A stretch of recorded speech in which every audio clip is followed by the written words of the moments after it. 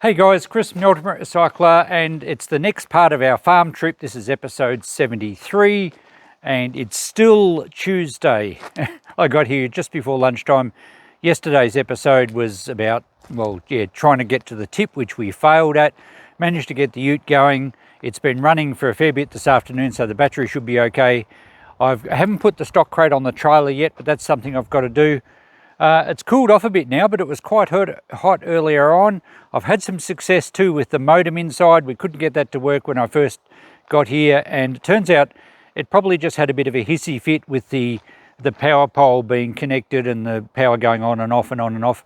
So I turned it off at the power point and left it off for about 20 minutes, turned it back on, and it's going.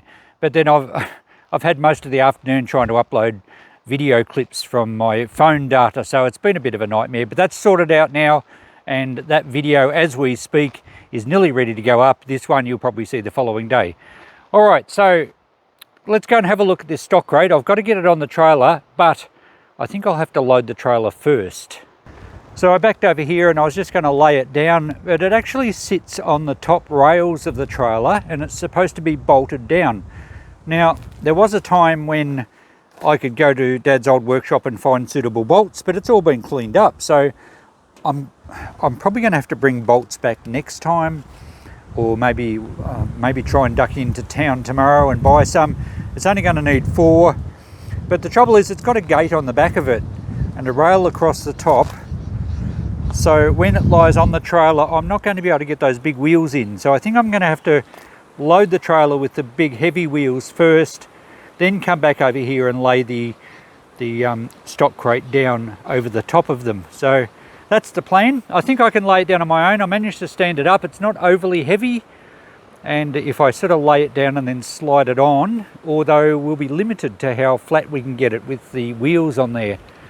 Anyway, I'm sure we'll work something out, but I do think I'll have to load the heavy wheels first because I'm not going to get them through that little gateway, and there'll be that rail across the top. So I might do that early in the morning. It's actually getting quite chilly out here. It's fairly windy. Hopefully it's not playing up with the microphone. I've got the little dead cat thing on it, so it seems to work quite well.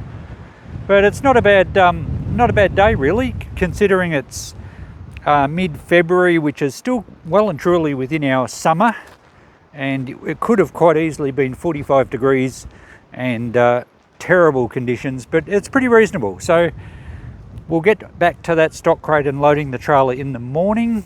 I have been over to this shed over here. Let's have a look over here. So I might as well do a bit of walk around of the sheds in this episode, show you what we're up to.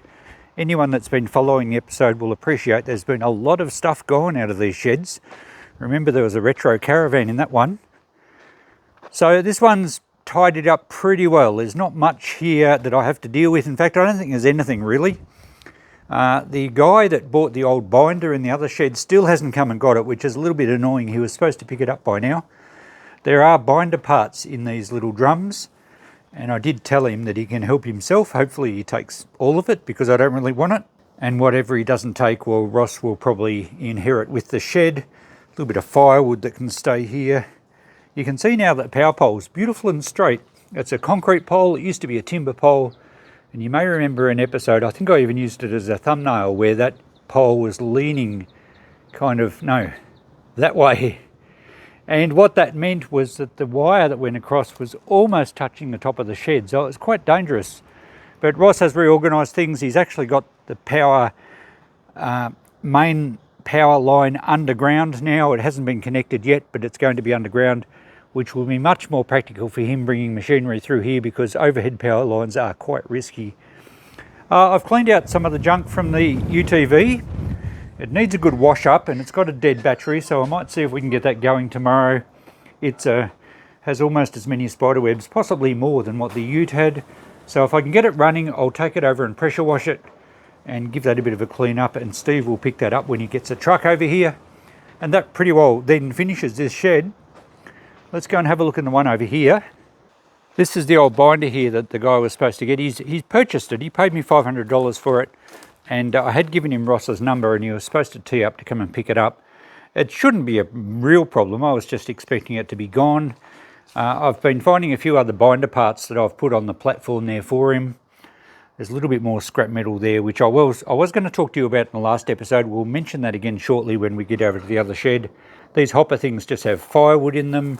This is some wood that Mum had purchased for the kitchen stove, but obviously we're not going to use that. I've got the stove going now, but Ross will get all the firewood. I'm not going to bother taking it back. I might take some boxes back from Mum perhaps, because she has got a wood fire where she is now, but I'm not going to manhandle lots and lots of boxes of firewood. This was supposed to be sold too. I had it on Facebook Marketplace. It's a little sort of trailer thing that Dad made up, but he's used 1942 Bren gun carrier wheels, and I think someone said they're English Bren gun carrier wheels. And I had it on Facebook for $100. A guy was going to come and get it, but the stars just didn't align and we couldn't organise for him to be here when I was here. So we'll get Steve to put that on the truck as well and take that back to the shop. I'll sell it from the shop. I was asking $100 for it. I think I should be able to get that pretty easily. A little bit of rubbish here that I didn't get rid of. And there's drums of wheat. And yeah, Ross will get the wood. And some more drums here that I'm sure Ross will find useful. The shearing shed in here and the cow shed in the other part there are all totally empty. Well, they're not empty. They're full of Ross's stuff. So we've finished those. And if we come down to the machinery shed down here, there's Steve's tractor he's got to pick up when he has the truck over here. There is a spare tyre to go with that tractor, and I did find when I was cleaning up the workshop an old steering box that I think was the original one for that tractor, so Steve can have that too. There's some more crates here of firewood. That was from all the wood that was down the lane, so Ross can do what he likes. I'm not sure if he's got a wood fire. I think he probably has. This trailer has to go back and Steve will be picking that up as well. And the rest of this stuff in the shed is all Ross's. So all done. Nothing to do here. Very good. Now, of course, this expanse in the middle of the yard used to be chook sheds. So clearly we don't have to do anything there because the sheds are no longer there. And what else? Well, that's pretty well all for the yard. Let's go and have a look at the workshop and we'll have a look at that. All those drums of scrap metal that I spent quite a while filling when I was cleaning up the workshop. There's a little more scrap out the front here, and the workshop itself is done. The vices stay with the property because they're attached to the bench. I'm going to leave the homemade heater here that's made out of truck brake drums. We'll leave that here. I don't need to take that apart, so Ross can have that. And all the benches are pretty well fixtures. We got rid of the safe you would have seen in a previous episode. And there's that sign I'm going to donate to the museum. That's from a reasonably local business in nearby town where the museum is. So I will take that back hopefully Thursday and we might get to film there. But this shed's all finished. I've put the air compressor out ready to load. And if we come through the carport, we also have a few other bits and pieces I grabbed out of the other shed. There's some scrap aluminium, a large piece of shade mesh, and that'll go into the van tomorrow. Of course, we'll get a few wheelbarrows in, and what we can't get in the van we'll put onto the trailer. There's the air compressor to go. I also have to remember to get the pressure washer. I decided to take this bench. I was going to leave it for Ross, but I think it'll be a handy workbench once I get enough room in my emergency storage shed. So I'll take it, plus it'll fit in the van quite easily. A few other bits and pieces we've got out of the workshop, including Dad's old flip number radio, clock radio, which I used to have going when I was out in here, the workshop at nights cleaning up. Obviously it's filthy dirty, does still work. I think the clock works. So I might do a restoration on that one day and I'll probably keep that because it was Dad's.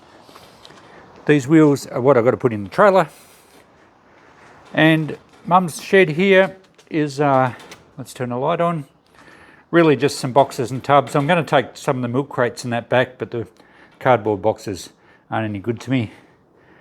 A couple of old oil heaters. I did take a photo of those before. I might just throw them on a local Facebook group and see if I can give them away. Saves Ross having to worry about them. And that's all built in. So there we go. That's pretty well shows you that we've done all the sheds. It's been quite a saga. Now, let's talk about the scrap metal. These are all the tubs, buckets, crates that I was packing when I was cleaning up the workshop and other places around the farm.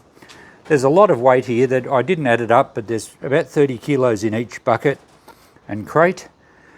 And I think there's probably $200 or $300 worth of scrap, if not more.